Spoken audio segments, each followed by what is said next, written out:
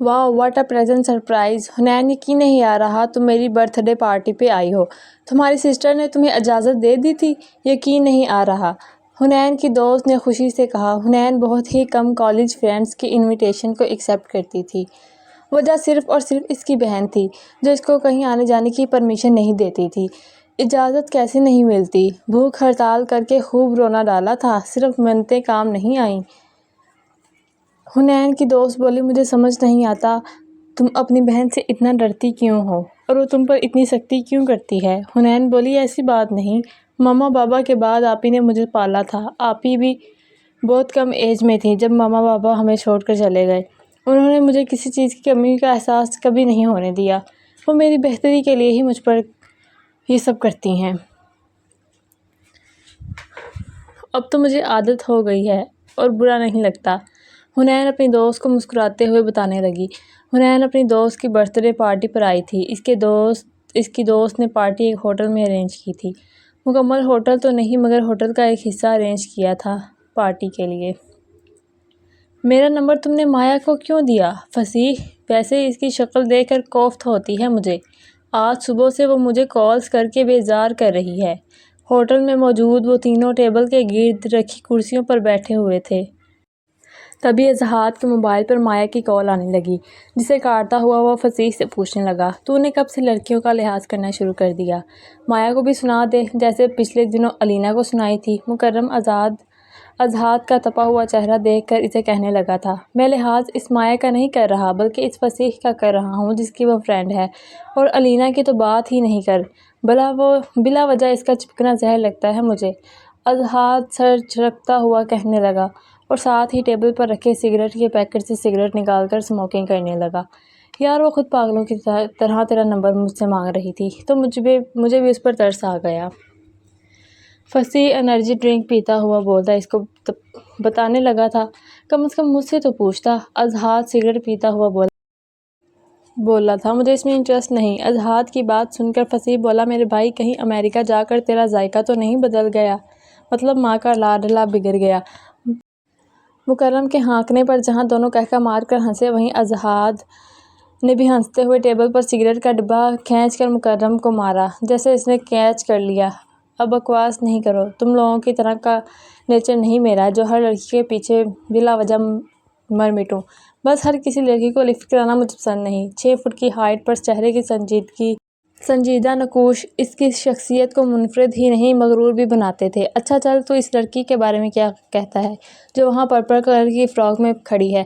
مکرم نے دور کھڑی حنین کی طرف اشارہ کیا جو تیز میوزک کی وجہ سے باہر کی سائیڈ آ کر نوین کی کال اٹینڈ کر رہی تھی. چھوٹی ہے. اظہار اس کے 5 فٹ 2 انچ ہائٹ کو دیکھ کر سرسری نظر اس پر ڈالتا ہوا بولا. چہرہ دوسری سمت کر لیا مگر کچھ تھا جو دوبارہ حنین کی طرف دیکھنے پر مجبور ہوا. شاید اس کے چہرے کی حسین نقوش یا پھر اس کی مسکراہٹ جو کہ ایک سائیڈ کے لیے وہاں دوسرے ٹیبل پر موجود 2 سالہ بچے کو دیکھ کر آئی تھی، یا پھر اس کی آنکھیں. تینوں نے حنین کا جائزہ لیا. تو پھر کیا کہتا ہے؟ پہلی فرصت میں ہی اس کا سیل نمبر لینے کی ٹرائی کرنی چاہیے یا نہیں؟ فصیح حنین کو دیکھتا ہوا اٹھنے لگا. زیادہ جذباتی نہ بن، چپ کر کے بیٹھ جا. پچھلی بار کا وہ موقع بھول گیا جو سلمان کی شادی پر کسی حسینہ کو چھیڑنے پر اس کے منگیتر نے تیرے منہ پر مارا تھا. مکرم نے فصیح کو کچھ ماہ پہلے والی بات یاد کروائی جس پر وہ خاموش ہو کر بیٹھ گیا جبکہ مکرم اور اظہار کا قہقہ گونجا. زیادہ دانت نکالنے کی ضرورت نہیں. میں نے کم از کم سلمان کی شادی میں اس حسینہ سے بات کرنے کی ٹرائی تو ماری تھی. اگر تجھ میں ہمت ہے تو اس حسینہ سے نمبر لے کر دکھا. فصیح نے اظہار کو چیلنج دیا. چھوڑ یار بچی لگ رہی ہے. اظہار حنین کو دیکھتے ہوئے بولا. کیوں؟ دکھنے میں اسکول یا کالج کی اسٹوڈنٹ لگ رہی تھی. خیر یہ بچی تو کہیں سے نہیں. یہ بول تجھ میں ہمت نہیں. فصیح اظہار کو بولتا ہوا مکرم کو آنکھ مارنے لگا. فصیح کی بات سن کر اظہار دونوں کو آئی برو اٹھا کر دیکھتا ہوا اٹھا کرسی سے اور حنین جو کہ نوین سے موبائل پر بات کر کے اپنی دوست کو بائے بول کر باہر جانے لگی تھی کیونکہ نوین راستے میں تھی اسے لینے آ رہی تھی. ہیلو حنین. حنین کو اپنے پیچھے سے کسی لڑکے کی آواز سنائی دی. بھلا اس سے یہاں کون پکارے گا؟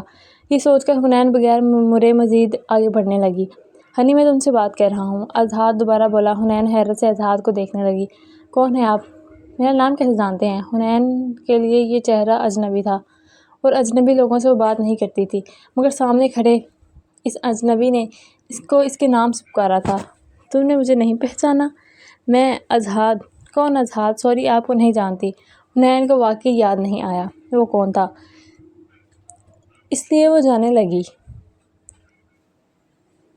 ہنی، میں تمہاری سسٹر کا فرینڈ ہوں۔ اظہار اس کو جاتا ہوا دیکھ کر جو منہ میں آیا بول گیا۔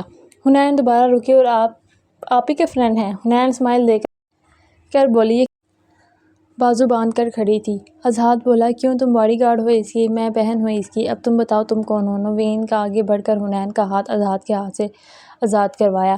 اب وہ اظہار کے سامنے کھڑی اس سے پوچھنے لگی، تمہاری بہن کا بوائے فرینڈ؟ صرف ایک لمحے کے لیے وہ چونکا تھا، سامنے کھڑی لڑکی ہنی کی بہن ہے تو اسے دیکھ کر کانفیڈنس سے بولا، جبکہ اظہار کی بات سن کر حنین کی آنکھیں حیرانگی سے پھیلی۔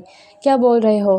میں تو جانتی بھی نہیں۔ حنین کو نوین کا ڈر تھا، اس لیے وہ اسے اپنی صفائیاں دے رہی تھی۔ ریلیکس ہنی، گھبرا کیوں رہی ہو؟ آخر کبھی نہ کبھی تو تمہاری بہن کو تمہارے بارے میں پتہ چلنا ہی تھا نا؟ نوین بولی۔ حنین جا کر گاڑی میں بیٹھو۔ حنین نوین کی بات سن کر وہاں سے چلی گئی۔ آئندہ میری بہن سے بات کرنے یا پھر اس سے فری ہونے کی ضرورت نہیں۔ اگر تم اس کے آس پاس بھی بھٹکے تو تمہارے لیے اچھا نہیں ہوگا۔ اسے غصے سے دیکھتی ہوئی وارن کرنے لگی۔ اگر تمہاری بات نہ مانوں تو جتنے غصے میں نوین اظہار کو دیکھ کر بولی تھی، اتنے ہی سنجیدگی سے اظہار پینٹ کی پاکٹ میں دونوں ہاتھ ڈال کر نوین سے پوچھنے لگا، تو میں تمہارا وہ حشر کروں گی تم خود آئینے میں پہچان ہی نہیں پاؤ گے اپنے آپ کو۔ نوین اپنے سامنے کھڑی کسی امیر زادے کی بگڑی ہوئی اولاد کو دیکھ کر دل ہی دل میں اسے بدتمیز بولتی ہوٹل سے باہر نکل گئی۔ یار کیا ضرورت تھی اس بیچاری کو پھنسانے کی؟ دیکھا تو نے اس کی بہن کیسے خونخوار نظروں سے تجھے گھور رہی تھی؟ اب نہ جانے وہ اس حسینہ کا گھر جا کر کیا حال کرے گی۔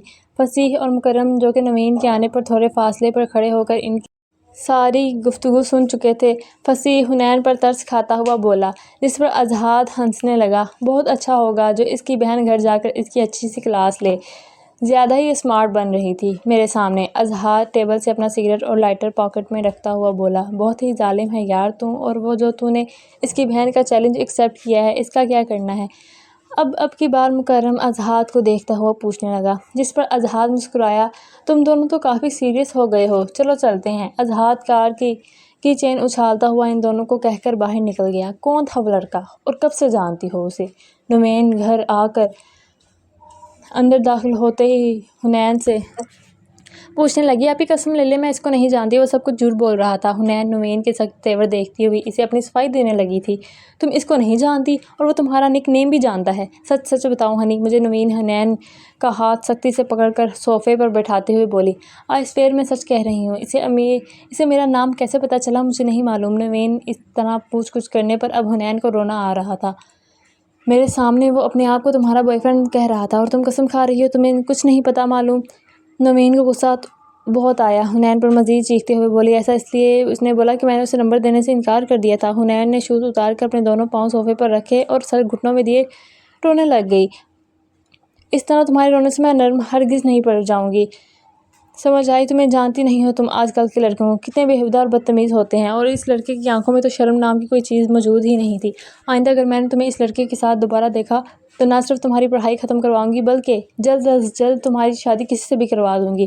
نوین اس کو مزید سناتی ہوئی اپنے کمرے میں چلی گئی اور حنین گھٹنوں میں سر رکھ کر رونے لگ گئی۔ چند مہینے پہلے اس کا انسٹیٹیوٹ جانا بھی نوین نے اس لیے بند کیا تھا کہ وہاں سے کوئی لڑکا اس کا پیچھا کرتے گھر آ گیا تھا، مگر اس لڑکے کی قسمت اچھی نہیں تھی جو وہ نوین کے ہاتھ لگ گیا۔ نوین نے اس لڑکے کے جوتوں سے ایسی درگت بنائی کہ دوبارہ وہ فلیٹ کے آس پاس بھی کہیں نظر نہ آیا، مگر حنین کا انسٹیٹیوٹ جانا بند ہو چکا تھا کیونکہ احتیاط اچھی چیز تھی۔ حنین کے بچپن میں ہی اس کی ماں کی ڈیتھ ہو چکی تھی۔ نوین خود بھی اس وقت بہت چھوٹی تھی، مگر حنین کو اس نے پالا تھا، اور 4 سال پہلے فیروز مرزا باپ کا بھی انتقال ہو چکا تھا، اس لیے حنین کے لیے نوین ہی اس کی ماں اور باپ تھی۔